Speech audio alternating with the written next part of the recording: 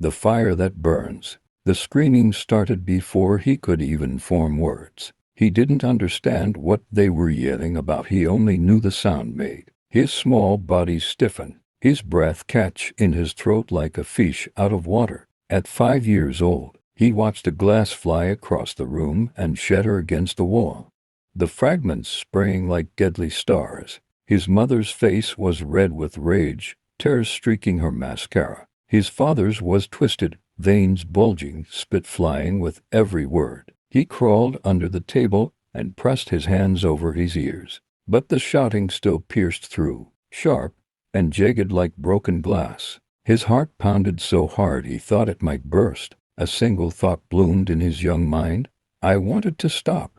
At 10, he didn't hide anymore. He'd grown taller, his legs awkward and knobby, but his eyes had gone flat. Instead of running, he stood frozen at the top of the stairs, staring blankly as his father slapped his mother so hard she fell against the counter. Blood pooled in her mouth as she shouted back, unbroken. The boy didn't flinch. Instead, he felt a heat in his chest, not fear this time, but something different, something raw.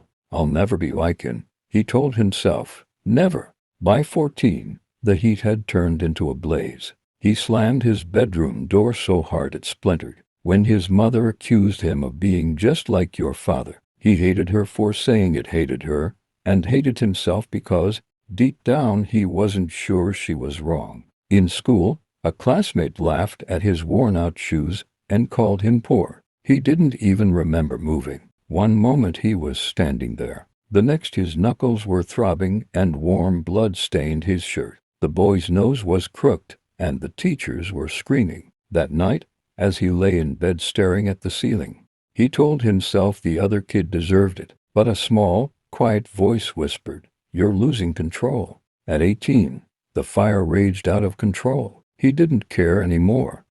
One night, after an argument with his girlfriend, he punched a hole through her bedroom wall. She screamed at him to get out, her face twisted not in anger, but in fear. In the middle of another drunken argument, he slammed his fist onto the kitchen counter, splitting it down the middle. The sound made the baby cry in the next room, a high, keening wail that cut through in. His partner stood between him and the crib, her entire body trembling, arms outstretched protectively. And then it hit him, that same hollow terror in her eyes, the same look his mother had worn all those years ago. He stepped back, his hands shaking. For the first time, he wasn't angry. He was terrified, terrified of himself, terrified of the fire that had burned through his family, and now through him.